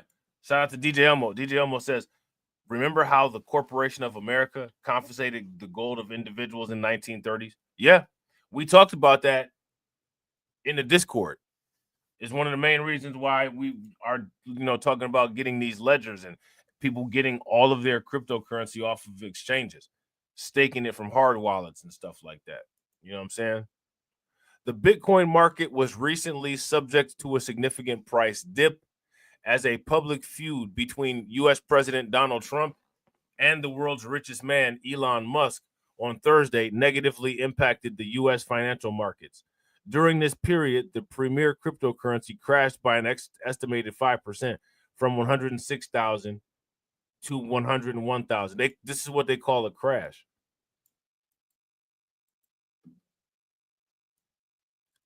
I think that people just look for any type of price decrease in Bitcoin and then they call it a crash. This is a crash. Would you guys, let me ask y'all this. Would you all call that a crash? Interestingly, despite short-term volatility, several key technical indicators now point to a potentially bullish setup. In fact, this latest pullback appears to complete a series of signals that historically precede major price rallies. Okay?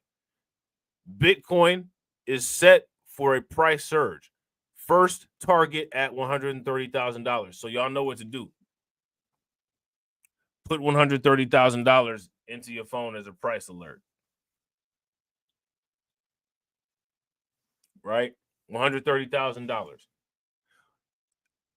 In a X post on June 6th, a market expert with X username CryptFlow shares a bullish Bitcoin prediction amidst an ongoing price correction.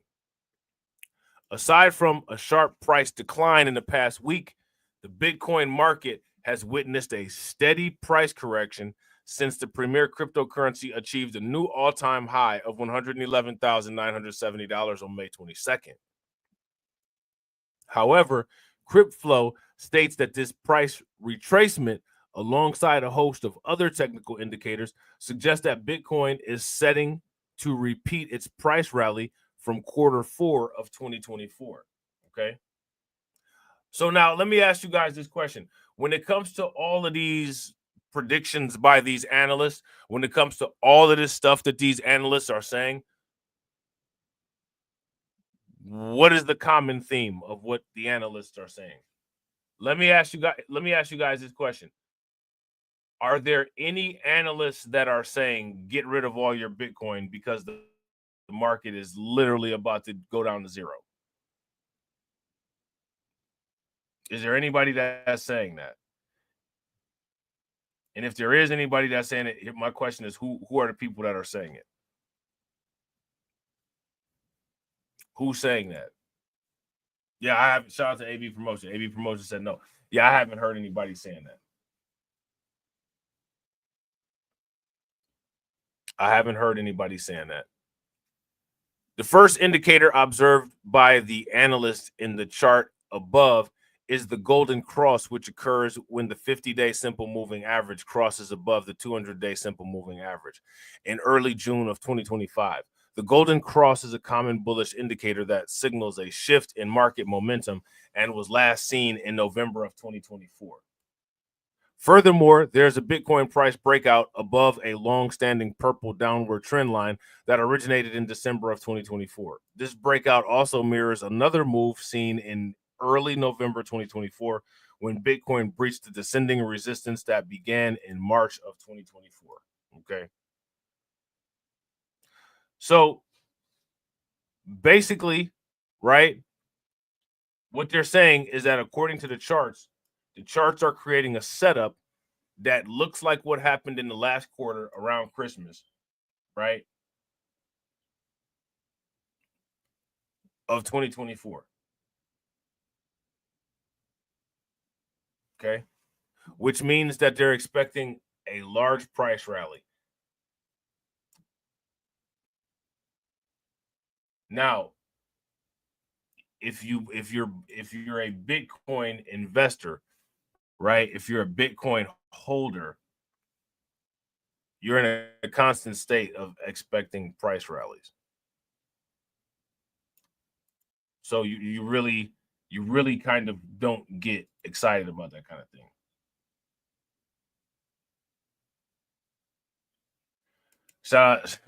Shout out to Carlton. Carlton said, this guy I met at Starbucks yesterday said it. I'm serious. What did he say? What did the dude at Starbucks say? Did he say Bitcoin is a scam? You know what I'm saying? That's how you can really tell whether someone's a complete idiot or not. You know what I'm saying? If they say something like that, Bitcoin is a scam. Literally, there's not one person that's ever complained about somehow Bitcoin scamming them. You know what I'm saying? But, you know, we'll just keep saying anything because we're stupid. How much Circle stock do you need, ladies and gentlemen? Circle had a recent IPO. I told you guys about this.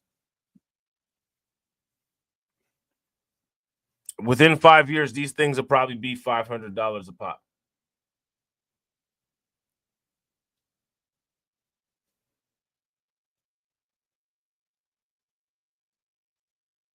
How much Circle stock do you need? Here's another question. Should the Circle stock be on our list?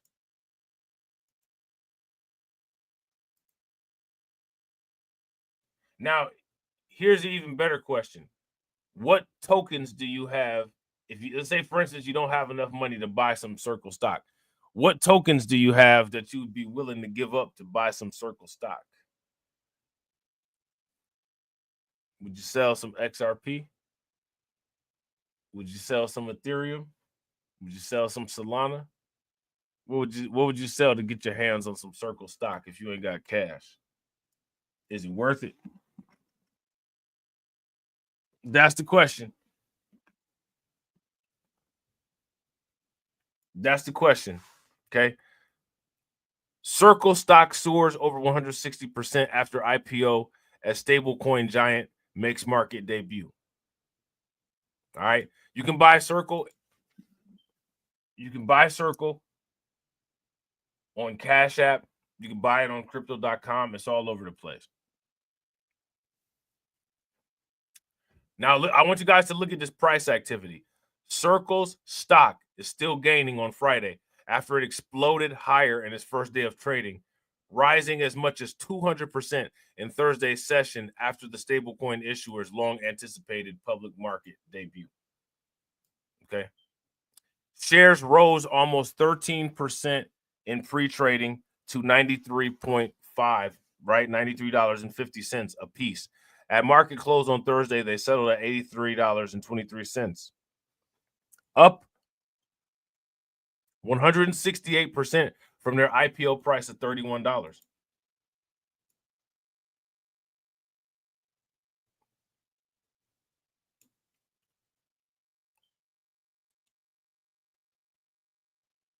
Okay.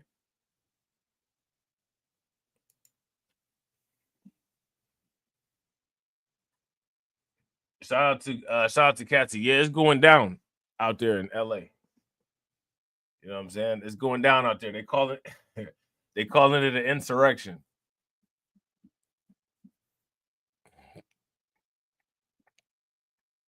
They call it an insurrection. We got to get the Marines out there. There's white people in danger. You know what I'm saying? Got to make sure we get the best of the best out there. You know what I'm saying? Like Will Smith and Tommy Lee Jones, the best of the best of the best of the best of the best of the best of the best, sir. You know what I'm saying? Got to get them out there to take care of business. This is America. This is the United States. This is America. Ain't nobody paying for no, you know what I'm saying? In America, ain't nobody paying for no white people to be in danger, man. They about to send the whole military out there. Man, they about to send the whole military out there. Every single Tesla, every single SpaceX satellite, man, they about to be there and in South Africa. You know what I'm saying? They about to be on the job. And Elon Musk finna get deported to an El Salvadorian jail. So, you know what I'm saying? He keep messing with Trump. But that boy Trump ain't playing. Oh, man. Shout out to DJ Elmo. DJ Elmo said, funny how they didn't get the National Guard for the Capitol Hill insurrection a few years ago. No, why would they do that? Are you serious? Those was Americans exercising their right to protest the government. And and don't forget, it was peaceful.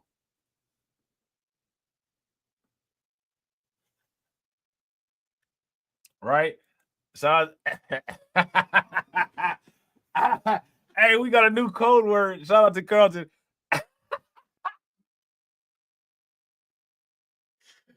Hey, we got a new code word.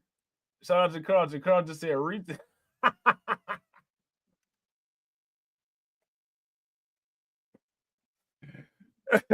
Shout out to Carlton. Carlton said retail is in LA burning the city down instead of buying crypto.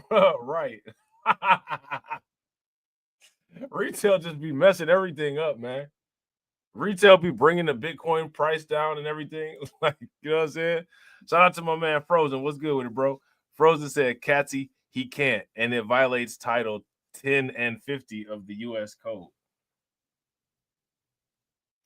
Yeah, they said something about the state of California said that they was going to sue him or something like that. You know what I'm saying? Gavin Newsom. He said he's going to take his nose and stab one of Trump's eyeballs out with it.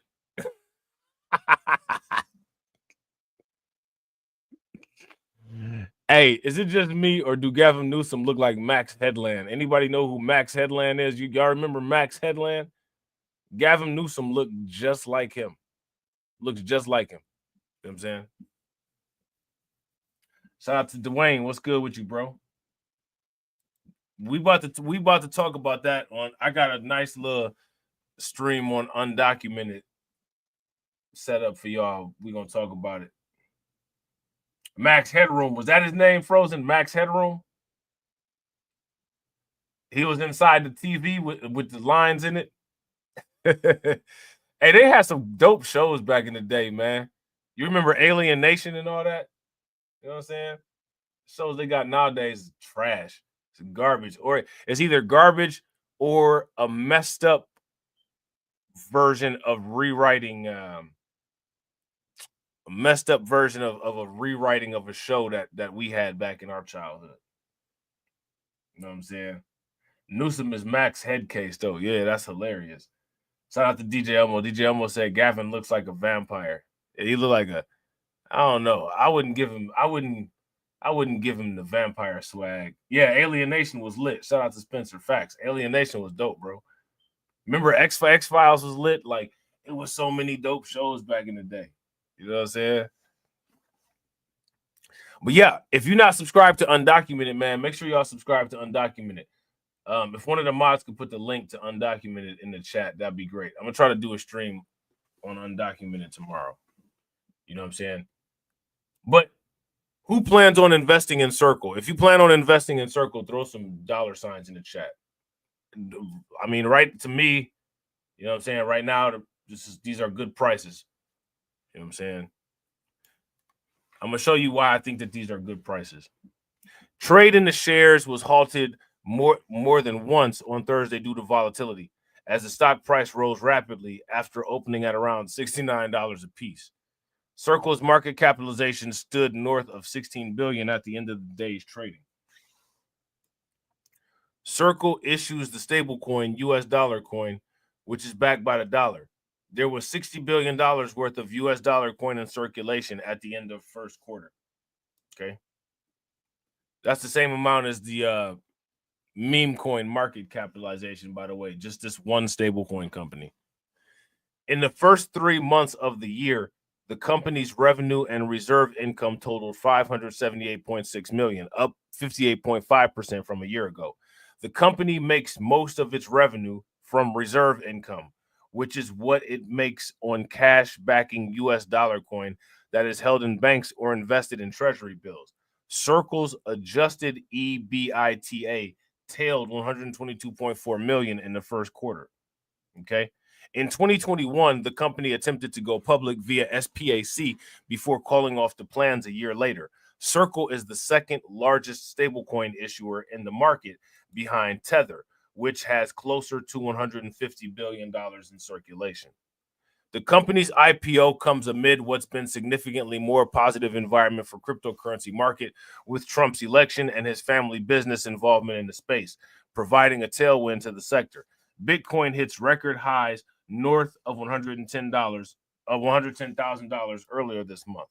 Public companies have also ramped up their exposure to cryptocurrencies or pivoted their strategies entirely to mimic the Bitcoin treasury technique employed most successfully by Michael Saylor at Strategy in the recent years. Okay. So yeah, you know what I'm saying? This is the crypto revolution.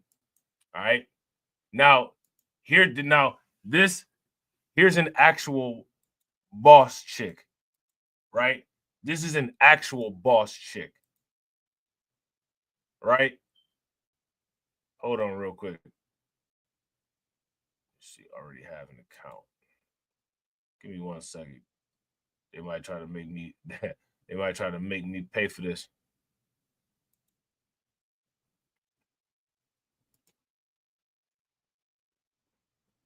Let's see.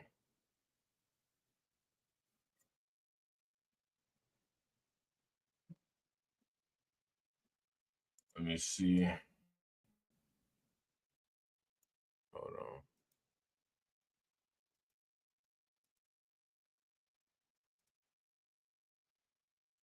All right. Yeah, I think we might be good now.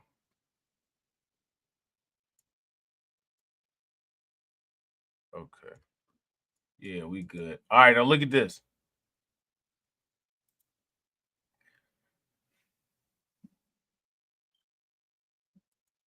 Look at this right here. See that? That's a boss move right there. That's a boss move right here. You know what I'm saying? You be seeing these females on these vlogs. These females be wearing these flamboyant slut suits. You know what I'm saying? Calling themselves a boss. This is a boss female right here. This is what a boss female does. Okay, a boss female buys 4.48 million shares of Circle. You know what I'm saying? Boss females don't be at the they don't be at the Spirit Airlines fighting. They're not fighting on the cruise ship. You know what I'm saying? They buy $4.48 million of Circle. They don't have a degree in psychology. They buy $4.48 million of Circle. You know what I'm saying? Just in case anybody is confused about the difference between what bosses do versus what bosses don't do. This is what bosses do right here. You know what I'm saying?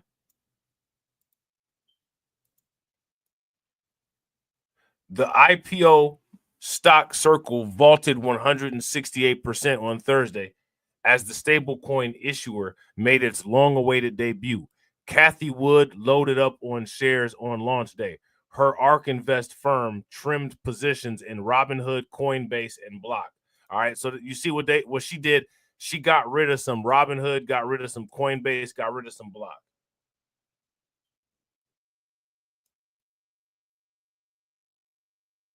What y'all think about that?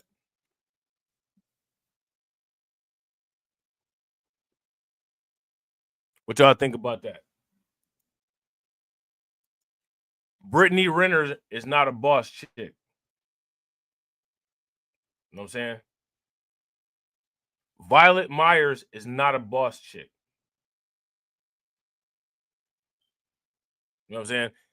Even Kim Kardashian compared to Cathie Wood is not a boss chick. Cathie Wood's is a boss chick.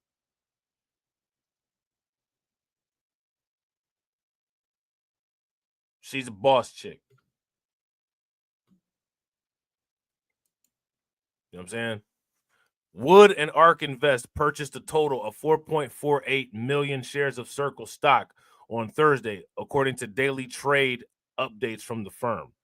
The group added 3.03 shares to its flagship innovation ETF, ARK. Wood purchased 927,318 shares for the ARK Next Generation ETF and 534,153 for the ARK FinTech Innovation ETF. Okay. The shares of Circle were worth $373.4 million based on a Thursday closing price of $83.23. Wood and ARK Invest have previously indicated an interest in buying around $150 million of Circle stock ahead of the IPO, according to reports. All right. So now here they just go on to talk about like how ARK Invest trimmed some of their holdings, right? But you know, Cathie Wood is somebody that we talk about in the cryptocurrency world. She's a boss chick, you know what I'm saying? And I just figured, you know what I'm saying? Let me show you what boss females actually do. You know what I'm saying? They buy millions of dollars worth of stock. You know what I'm saying? They not, you know what I'm saying, on World Star Hip Hop. You know what I'm saying? They're not on World Star Hip Hop fighting, you know what I'm saying, that's on the Spirit airline. Now, in addition to Circle, Gemini is filing for IPO as well. Okay. Gemini is filing for an IPO as well. Here's my question: Who knows what Gemini is and what their business does? What and who is Gemini? Somebody let me know. All right. Gemini files confidential IPO draft as Circle shares register a new all-time high near $124. Gemini filing confirms February reports that Winklevoss twins saw regulatory shifts in U.S. as a favorable scenario for the IPO. Okay. Gemini confidentially filed a draft registration statement with the U.S. Securities and Exchange Commission for an initial public offering of Class A common stock, according to a June 6 statement. The exchange, controlled by Cameron and Tyler Winklevoss, stated that the share count price and range will be determined once regulators complete their review and market conditions permit a launch. Okay. Reports from February 7th indicated that Gemini had begun discussions with advisors about going public within this year. Gemini must now respond to SEC comments, update financial statements, and set offer terms before marketing shares to investors. The SEC must declare the registration effective before sales begin. At the time, Bloomberg ETF analyst James Seifert said a White House friendly towards digital assets could encourage more U.S. exchanges to tap U.S. capital markets. Okay. So then they go into talking about Circle, which we have been talking about Circle for quite some time. We're the only people on the internet talking about Circle. You know what I'm saying? Yeah. Shout out to Frozen. Facts. Shout out to Brooklyn Queen. Brooklyn Queen said, or buying spider lashes. Right. Spider lash. Right? Frozen said Gemini is a crypto exchange the Winklevoss twins developed Facebook and got screwed. Yeah, facts. They were one of the first investors in Bitcoin. Yeah. Yep. There will be those weird people on the purge, the rich people that want to, be purging inside of the safety of their house. You know what I'm saying? Them type of people. That's the Winklevoss twins. Yeah, that's the Elon Musks of the world. You know what I'm saying? We're going to purge inside the safety of our house. Oh, man, we're going to purge inside the safety of our house. You know what I'm saying? Yeah, man. So that's it. That's all we got. All right. If you're not subscribed to Undocumented, make sure you subscribe to Undocumented. All right. Shout out to my man, AB Promotions. I definitely appreciate you, bro. Make sure y'all show AB some love. He the reason why y'all going to get another stream. You know what I'm saying? Shout out to AB. All right. And as always, ladies and gentlemen,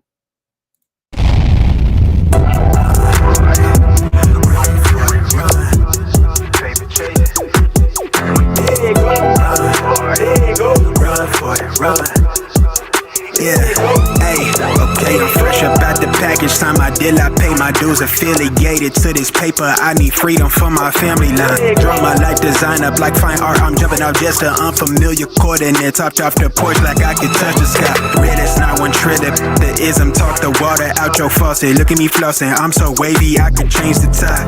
My intuition sense the hatred in your ways. You imitated, forging lines, claim meaning means that's just to justify. Yeah, you're right. West side, born maritime.